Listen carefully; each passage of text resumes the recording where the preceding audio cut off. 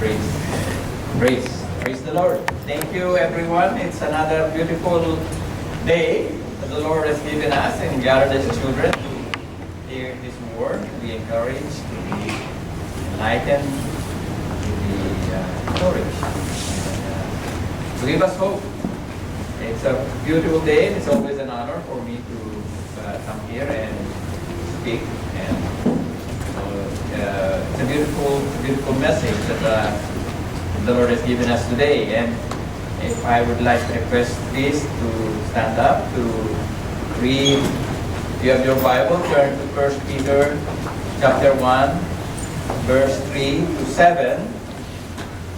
And I'll be reading it in the NASB translation. This is what it says. Blessed be the God and Father of our Lord Jesus Christ, who according to His great mercy has caused us to be born again to a living hope through the resurrection of Jesus Christ from the dead, to obtain an inheritance which is imperishable and undefiled and will not fade away, reserved in heaven for you, who are protected by the power of God through faith for the salvation ready to be revealed in the last time. In this you greatly rejoice, even though now for a little while, if necessary, you have been distressed by various trials, so that the proof of your faith, being more precious than gold, which is perishable, even though tested by fire, may be found to result in praise, glory, and honor at the revelation of the Lord Jesus Christ. Let's pray. Father God in heaven, O Lord, truly we are blessed to hear your message today.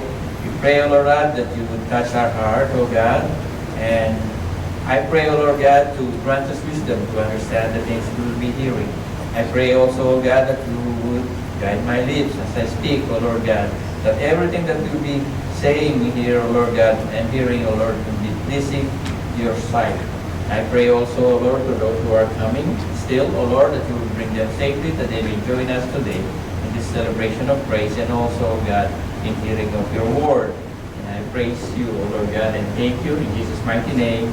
Amen. Amen. You may be seated. Amen. Praise God. 1 Peter chapter 1, verse 3 to 7. What's the background of this letter of Peter to the Christians, right? If you read it, it says there, the introduction of Peter. Peter, an apostle of Jesus Christ, to those who reside as aliens scattered throughout Pontus, Galatia, Cappadocia, Asia, and Bithynia, who are chosen according to the foreknowledge of God the Father by the sanctifying work of the Spirit, to obey Jesus Christ and be sprinkled with His blood. May grace and peace be yours in the fullest measure. It says there, to those who are aliens scattered throughout Pontus, Galatia, and all those places in Asia. Actually, these 8 places are all located in present-day Turkey, that area, Asia Minor. So, what happened? It's because during those times, the Roman times, Christians are growing. Originally, the first believers are mostly Jewish. And then eventually some of the Greeks, some of the other people, the Gentiles, became believers as well, and they were growing. And the Romans actually doesn't like the Jews. I mean, they don't like the troublemaker. They don't like them, right? So they didn't like them. And then again, the Christians, because they are associated with the Jews, right? That's why they call it Judeo-Christian, right? Our faith actually derived from the Jew, right? And there was an emperor, Emperor Nero, he burned Rome. History says that he burned Rome, and then he blamed it to the Christian, right? So he said, okay, it's the Christian who burned Rome.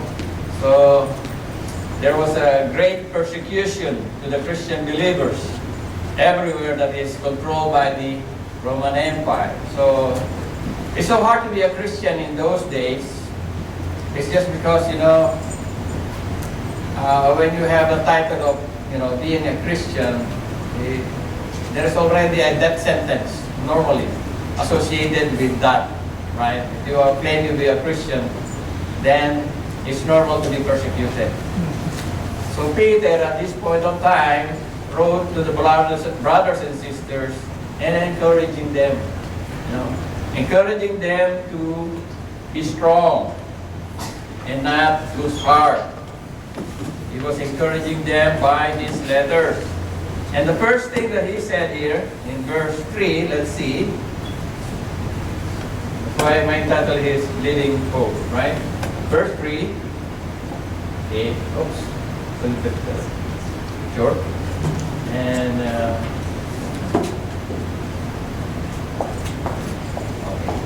okay, thank you.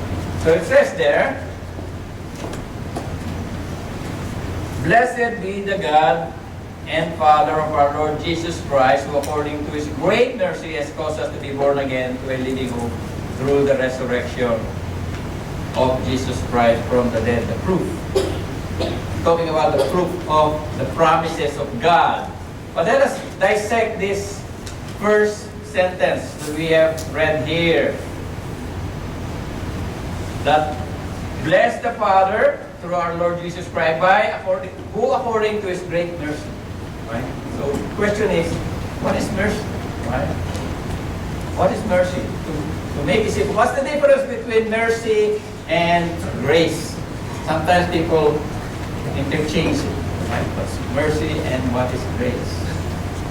Mercy is something that you don't get, right? But you deserve it. You don't get it, but you deserve it. And what is grace? Grace is something that, I mixed it up. Mercy is something that you don't get, that you deserve.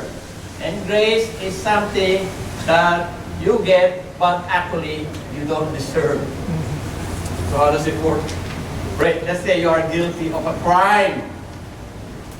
You deserve to be punished, but instead of being punished, you are pardoned.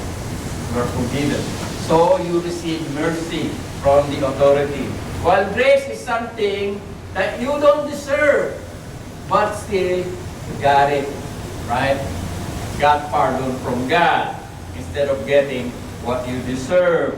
Now, here it says, according to His great mercy, He has caused us to be born again. Okay, the born again. Right? We heard this first in the book of John, when the Lord Jesus Christ was visited by an unlikely person who is a Pharisee. His name is Nicodemus. You could see that from the name Nicodemus, it already gives us a certain clue why his name is Nicodemus, because Nicodemus' name is not a Jewish name. It's a Greek name.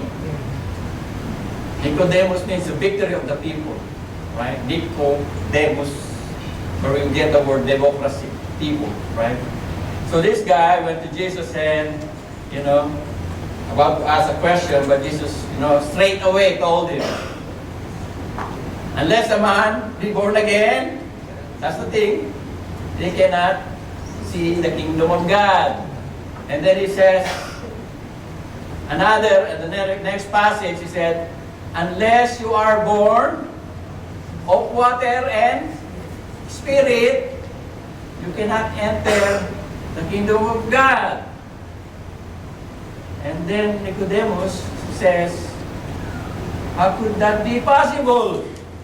How could that be possible? Can I go back to my mother's womb and come out? How can it speak? But Jesus answered, He said, are you not a teacher? Are you not a teacher and doesn't know these things? Actually, there are many interpretations with this passage. Born of water and spirit. I've heard that they say, it's like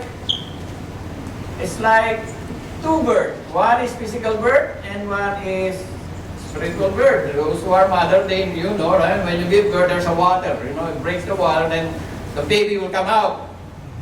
And there is like spiritual birth, which is, what the Lord is saying here. That's one interpretation. Another interpretation was that the baptism of water, which is done by John, is the baptism of water, and then the baptism of the Holy Spirit, which is in the book of Acts. But if you look closely on the discussion between Nicodemus and Jesus, Jesus gave us a clue. And the clue is, Jesus is saying, you are a teacher and you do not know this.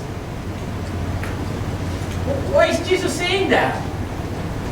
There is something that Nicodemus should know. According to the scripture in the past, you should know this. You should not miss this. How come you miss this? How come you don't understand this? And where does Jesus actually is referring is that is what we need to find out. Where does Jesus, which portion of the Old Testament that Jesus is referring to? Now, if you have your Bible, please turn your Bible in Ezekiel 36 and let the scripture interpret itself. Ezekiel 36, 26. Or let's start with 25. This is what the scripture says. Then I will sprinkle clean water on you, and you will be clean. I will cleanse you from all your filthiness and from all your idols.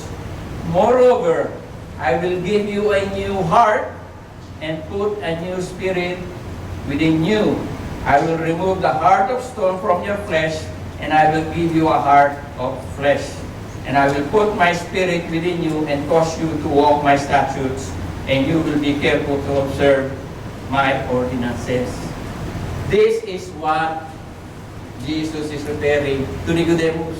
How could you miss this? It's in the Old Testament. It's not only mentioned in Ezekiel 36, it's mentioned in Ezekiel 11, it's mentioned in Jeremiah 32:29, it's mentioned in Deuteronomy 30 verse 6. It's written all over the place. That the Lord will circumcise your heart, will change it, will give you a new heart, and will transform you. It is God who does that. Spiritual birth or being born again is not done by you. It is not something that you join.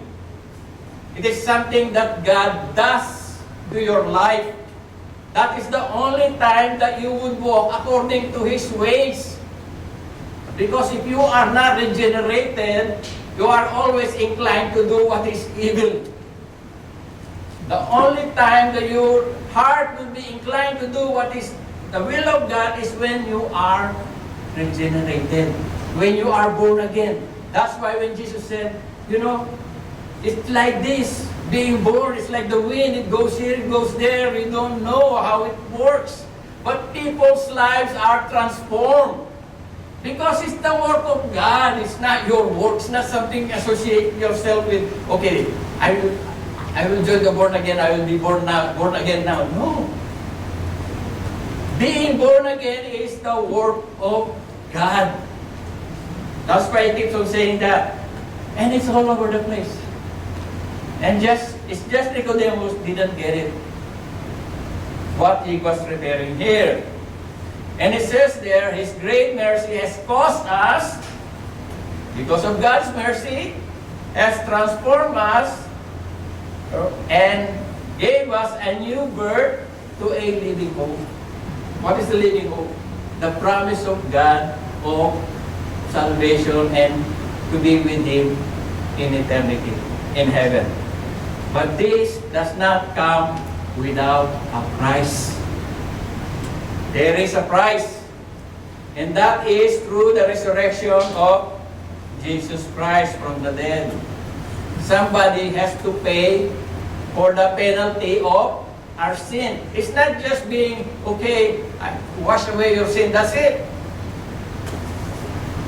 The justice of God demands that somebody should pay for the penalty of sin. It's either you pay for the penalty of your sin, or let Jesus pay for your sin. There's only two ways. If you refuse the Lord Jesus Christ, then you have to pay for your own sin. And the penalty of sin is death, separation from God. Now, that's why Paul keep on saying that, if you neglect this gift of God, right? What will be the outcome, right? Because the Lord our God has judged the people in the past because they have disobeyed God. How much more this gift of God, of eternal life through Jesus Christ, is already a gift. Only thing you have to do is to embrace it and accept it and still refuse it and want to justify yourself before God as being good. I remember the message of Pastor Alex. Well, Jesus already mentioned, no one is good except God. And then this guy says, I obeyed them. I obeyed them. He is saying, I'm good. Really, he said, no one is good except God. Are you claiming to be God? And that's the problem. That is the problem. The key here is humility. You have to accept the fact that you cannot enter the kingdom of God by your own works. No one is justified by the works of the law. And if we can be justified by the works of the law, brothers and sisters, it is needless for Jesus to come and die. Why does He need to come down and die on our behalf if we can save ourselves by doing the works of the law? Right? Now, with regards to the proof of resurrection, we all know that is proven historically by those people who witnessed it. If there is only one witness, maybe you will be doubtful. But there are countless witnesses. There are a lot of people during the time of Jesus. The apostles, the 12 apostles had witnessed it. The women along them witnessed it. The early believers witnessed it. There is a proof. It is not blind faith, brothers and sisters. It is not something that we invent only. What we believe is substantial. Something that is documented. Something that is true. It is not something that we just hope for, but we have no basis. Our faith has historical basis. It happened 2,000 years ago. There is a proof. It's not something, we just make it up. It's just a story. We believe this. It didn't happen. No, brothers and sisters. Even if you are a fan of biblical archaeology, I like biblical archaeology. Because every time I see some discoveries, it proves the Bible. When they found the pool of Siloam, when they found the inscription of David, when they found the historical account of Shalmaneser, the Cyrus Prism, the Bistun inscription, and all those things that archaeologically they found, the names of people in the Bible are found. We could see the names inscribed in stones. Right? It's not like other religion, it's like a myth. There is no proof. Like if you look at the Mormons, the Latter-day Saints, they claim that there are Christians or believers in North America. And these are the place. When you go to those places, you won't find anything. There are no archaeological artifacts that proves their claim. It's only a claim. Only a claim. There is no proof. But for us believers in Christ, there is. There are a lot. You have to close your eyes. You have to deny everything to get away with it. Right? So, the proof, there is a proof. And that is the resurrection of the Lord Jesus Christ, witnessed by many believers. Now, the second one. Okay. It says there, to obtain an inheritance which is imperishable, undefiled, and will not fade away. But it is reserved in heaven for you, brothers and sisters. What is reserved? It is reserved for you. You have an inheritance, but you don't have it now. It's in a safe place. It's up there in heaven. But this inheritance, according to the Word of God, is imperishable, pure and undefiled, and will not fade. You know, when you buy a new car, doesn't matter how your car is new. Just wait for a few years, you will see that the paint is gonna fade. You have clothes, nice clothes, signature bags, or whatever. Eventually, it will, be old, right? But the things that the Lord has provided for us, provisions or rewards, they are reserved in heaven. And these things, or whatever they are imperishable. And they are pure. And will not fade. They don't get old. Right? And they don't get destroyed. Right? Like if you have a house, eventually you need maintenance. You have to paint, you have to change the roof, you have to change the windows. But the things that the Lord has given us, they are imperishable. They don't get destroyed. They will not fade. I remember one brother says that, I am already thinking about the mansion that I will have in heaven. It says there, I will prepare a place for you, like, and you will be there with me. I'll have a mansion in there. Actually, that is mistranslated. It's not actually a mansion. In a family, to those who are family here, do you have a separate house for your kids? Does the family live in one roof? Or you have your own roof there? You have your own roof there? No, right? Actually, the real translation there is, there is a space, or there is a room, or there is a location for you in heaven. That is the actual translation. It's not a house, not a mansion, like, you go to Sinaga Road, you see those big houses. It's not like that. I have my own, Brother Adel, or Pastor Adel will have so, Brother Will will have so. No.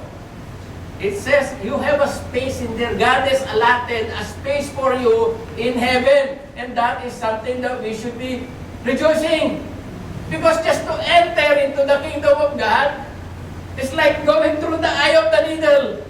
And to be there is already, I'm not even thinking about the rewards. Just to be inside the kingdom of God is already a reward for me. I remember Mephibosheth, when he was deceived by his servant. And when David came and told him that, why you didn't come, you didn't, you are not part of the party that welcomed me. He said, my Lord, I am lame, I cannot walk. And my servant deceived you. He says, this and that, he backstabbed him. And then Mephibosheth says, and then David said, okay, he took all your property, I'll take it back and give it back to you. He said, no, I don't care about those things. You are safe now, and I'm eating at your table. That is enough for me. To be eating at the table of the Lord is more than enough for me. I don't need the reward. Just to be in the presence of my Lord is more than enough. So now, when the Lord says about the provisions in heaven, He also speaks about the provisions here. The Lord is faithful, and He will provide for those who believe in Him. Because that is His promise. If the Lord doesn't provide for you, then you can tell to the Lord, Lord, you promised that you will provide for my needs. But you have to make sure, brothers and sisters, it is a need. It is not a want. Right? So, Lord, I need a transportation. So, I need a car. But, you want a Ferrari. No, that is not a need. You don't need a Ferrari. Right? You need a safe vehicle to bring you from A to B. Right? So, better make sure what you're asking to the Lord is a need, right? And what is a need? Need is something necessary for you to survive. What are those three needs? Food, shelter, and clothing. Those are needs. You cannot live here in Canada without a house, a roof. You will freeze to death. Of course, clothes too, without a jacket. Do you need Canada, what's that? Goose? Goose? You need a Canada goose? No, you don't need Canada goose. Okay? Food, of course you need food. Those are the things that you need. And God assures us that He will provide for you food, shelter, and clothing. He didn't promise you a Ferrari. He didn't promise you to have a house in Mississauga Road. Okay?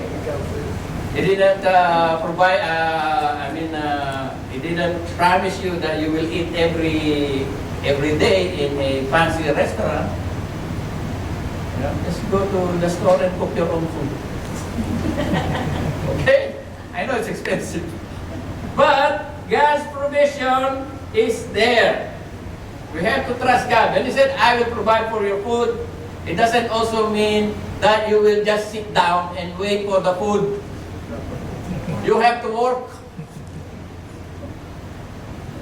It's not like, okay, the Lord will provide for me. I'm sitting all day. Why don't you work? Even Paul said, if you don't work, you don't eat. Because people sometimes they get lazy. They just, the reason why Paul said that if they don't work, they don't eat, is because during the time of Paul, there is an allocation for those people. Those people are destitute, those people who doesn't have food. They come and they are fed, right? But some of those people, they put their name in the list. It's like food bank, right? So they go there and they get their food, but those people become busybodies. They go around and they don't work. They just, they just want to receive what they want, and then that's it, right? It's just sad, and sometimes it happens at home too. Some people, they just take for granted what they are getting. They take for granted, right? Like our children, maybe you have a children, or you have a son or a daughter, they benefit from the family. They benefit from the parents, right? Because they have shelter, they have food, they have clothing. But they don't want to listen. Why is it? Right? It's like believers sometimes. Believers want to be blessed by God, but they don't want to follow God. Why is that? Right? And sometimes, when my kids don't listen to me, I kind of feel guilty, but what am I going to do? Because sometimes I also don't follow. Right? It's just, sometimes the Lord needs to, give you a discipline. Right? I think the same thing with parents. When your kids doesn't follow you, they need to be disciplined. Right? But there is always a provision to those who believe. Paul mentioned in 1 Corinthians 2:9, things which the eyes have not seen and the ear has not heard and which have not entered in the heart of man, all that God has prepared for those who love Him. Matthew 6:20, store up for yourselves treasure in heaven where neither moth nor rust destroys and where thieves does not break in or steal. And that is a sad thing, in this world. The desire to have or something is easily replaced by the fear of losing. I'll say it again. The desire to have something is soon replaced by the fear of losing. You desire to have a Lexus car, right? And you were able to buy the Lexus car. The moment you have that Lexus car, it is replaced by the fear of losing that Lexus. Don't you notice that? We want this, we want this. By the moment you got it, you don't want to part from it. You feel that one day you will lose your nice body. Right? Oh, I have money, what will I do with this money? I will buy a Louis Vuitton. You have a Louis Vuitton now, but look at the bag. There is no money. Why you have a Louis Vuitton? Nobody knows what's inside the bag, right? Before you have money, you don't have a bag. Now you have a bag, you don't have money. Provision. God's provision. Next. Power. Who are protected by the power of God through faith for the salvation ready to be revealed in the last time. Of course, the promise of salvation or the provision of our salvation is when we spend eternity with God in heaven. Right? Who promised this? It is God. The omnipotent God promised this. Where can you get a better assurance or guarantee except from God Himself? Because He is omnipotent. He doesn't change. Who can separate us from the love of God? Once you are owned by God, once you are part of the family of God, nobody can snatch you from the hands of God. First of all, you have to understand that God saved you before, before you're not even worthy, right? You are sinful, like you and me. We are all sinful. But God has somehow saved us and brought us to His family. Now, do you think God would just let you go that easy? No. Even before you were unworthy, God has already saved you. Do you think not now that you are saved that He will just let you go? No. Because it is God who sustains us. He is the one who gives us the capacity to do His will. We are inclined to do God's will because we are regenerated, because we are changed by God. John 10:28 and 29, I give eternal life to them, and they will never perish. They will never perish. We will never perish. No one will snatch them out of my hand. My Father who has given them to me is greater than all, and no one is able to snatch them out of my Father's hand. You think the devil can snatch you from the hands of the Father? No. If you are truly born again. Because that is the work of God. Being regenerated is the work of God. And God does not change His mind. Once He regenerated you, He has given you a new heart, a new spirit, He will not reverse it. Oh, I changed my mind. I'm disappointed with Brother Willie. Or Pastor Rodel. I changed my mind. God does not change His mind. To begin with, we are not even worthy to be saved. Right? What we deserve is to be punished. But instead, by His mercy, He has saved us. Romans 5:1 and 2. Therefore, having been justified by faith, we have peace with God through our Lord Jesus Christ, through whom also we have obtained our introduction by faith into this grace which we stand. We exalt in hope in the glory of God. We have peace with God. Right? Before you can have the peace of God, a lot of people don't have peace. Jesus said, I give you peace, not this peace of this world. Peace does not rely on circumstances. Peace that is from within. That is what the Lord said. But before you can have the peace of God, you must have the peace with God. Because an unregenerated person, an unbeliever, will always be an enemy of God.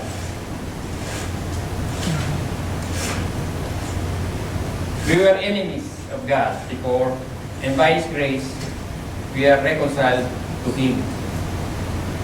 And the power that holds this is God Himself. And who could snatch us from the hands of the Father? No one. No one can snatch us from the hands of the Father. We are assured because God is the one who promised us. That's the power that we can rely on. The power of God. Now, next. It says here, in this we greatly rejoice, even though now for a little while, if necessary, you have been distressed by various trials. What's the promise? The promise of joy. Do you have joy when you are undergoing trials? I think everybody here is undergoing trial. I just recently, just yesterday, right? My daughter is in the hospital. But we still have joy. We still have joy, right? That's the promise of God. We will face trials, temptations, adversity in this life.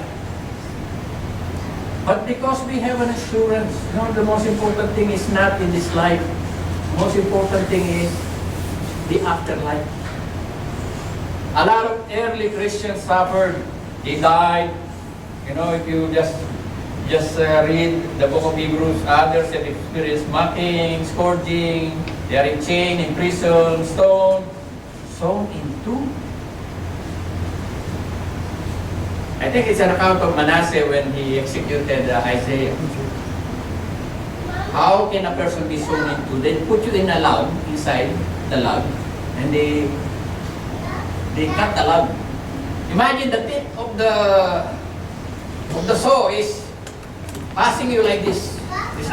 It's not immediate death. That blade is passing through you up inch by inch. That's how they died. They were tempted, they were put to death by the sword. Like John the Baptist, he was beheaded. They were destitute. They were about in sheepskin, goatskin, afflicted, ill-treated. We are blessed because we don't have that here. We don't experience that here.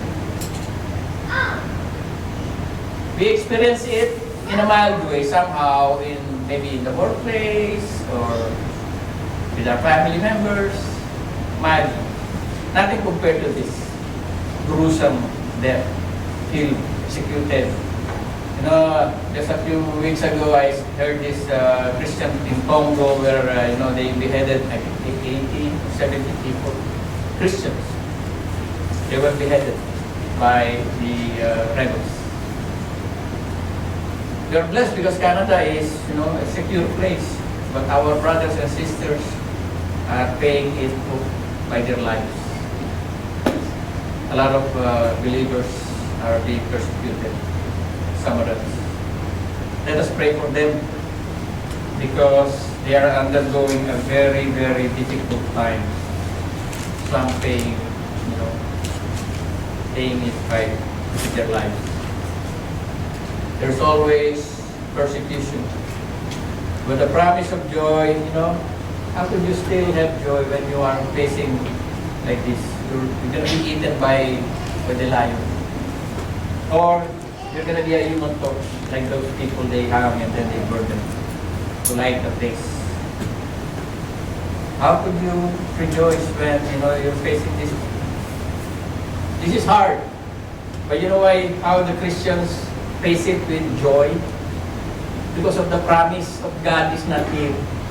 The promise of God is there. Here is temporal. Here is a short time. There it will be for eternity. Your suffering here is not even like this compared to the joy that you will have in the presence of God. So why would you trade? Now when you work, all of us, we apply for a work, right? And there is what they call a probationary period, maybe 3 months. After 3 months, you become permanent and you stay there maybe 20 years, 25 years, 10 years. It's much longer. That 3 months, nothing compared to 25 years. But we're not talking about that. We're talking about eternity. That is more than 25 years. Your life here may not be pleasant, especially if you live godly. It says there, no, to those who want to live a godly life, 2 Timothy 3:12, all those who desire to live a godly life in Christ Jesus will be celebrated? No, persecuted. Our world now is upside down. You do something that is good, you are mocked. You do something bad, they will tap you. No? Romans 12 verse 2, rejoice in hope, persevering in tribulation, devoted to prayer. Prayer. You know, the thing that gives us hope is just when you read the Word of God, you find a lot of encouragement. So don't miss reading the Word of God. Bible study. Right? Rejoice and be glad, for your reward in heaven is great. For in the same way they persecuted the prophets who were before you. So there's nothing unusual. Nothing unusual. Now you're facing trials. You say, oh, I have this trial. Oh, I have this problem. There's nothing unusual. Right? It's okay to tell brother, when you're facing, the difficulty, you need somebody to, to encourage you. But don't make it like a big deal. You are a Christian, that's part of it. Don't make big deal out of it. If you are not being persecuted, if you're not facing any trial, you better ask yourself, maybe you're on the other side. Because if you're on the other side, oh, that's mine already. I don't need to do anything. It's already mine. It's comfortable there. It's doing fine. But if you are on God's side, guaranteed the devil is not happy. And he will make your life miserable.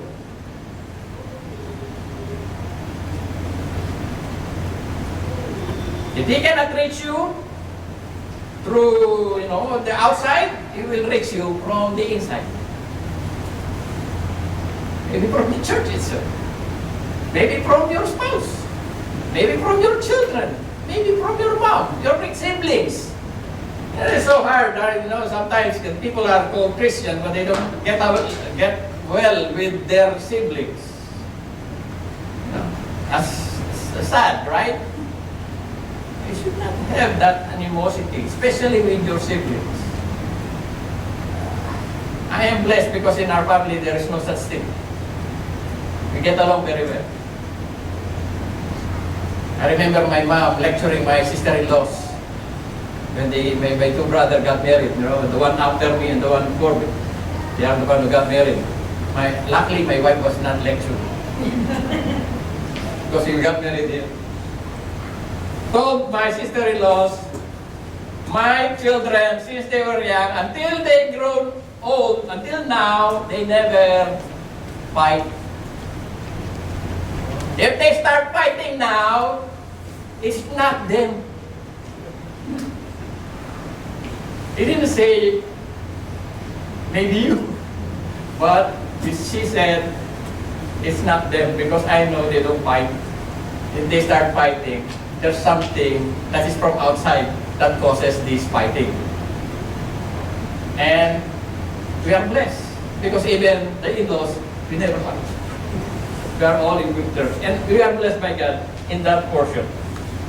Now, that's the promise of joy of God. So it says there, rejoice, have joy. Even though for a little while, just for a short while, they have been distressed with various trials. Count it all joy, as James said, when we face this trial. Because there is a reason why every Christian faces trials. And that is the next point. God is trying to do something in your life, in my life. So that the proof of your faith being more precious than gold, which is perishable, even though tested by fire, may be found to result in praise, glory, and honor at the revelation of Jesus Christ. So when we reach there, we will be found, to be praiseworthy. Welcome, my faithful servant. Join me in this celebration. That's the thing, The Lord is more concerned about our character. Right?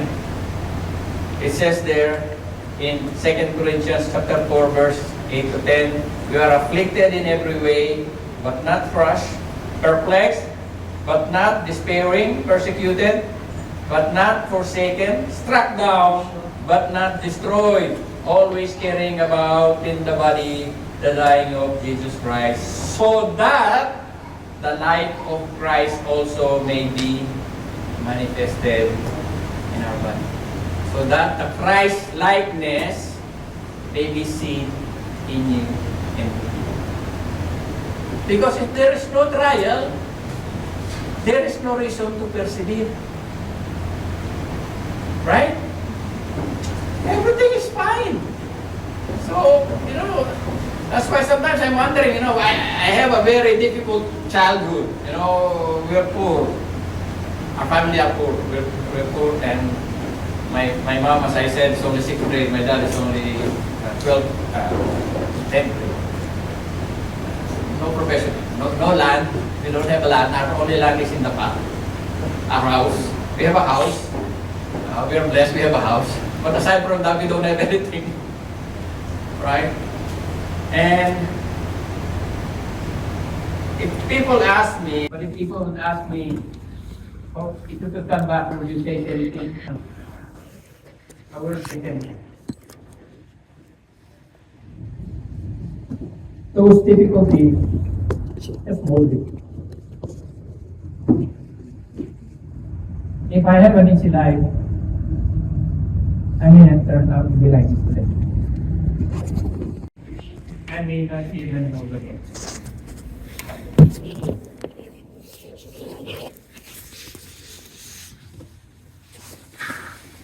And I thank God for His grace and mercy.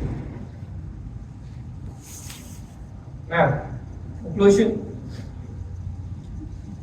Blessed be the God of our Father and our Father, our Lord Jesus Christ, who according to His great mercy has caused us to be born again by living through the resurrection of Jesus Christ from the dead. We reap the benefit. Jesus has paid the price. We should value it, brothers and sisters. We have received mercy from Him, undeserved, regenerated, be born again, so that we may spend eternity with Him. Let us live our life and give glory to the God who gave us this gift. I pray in Jesus' name.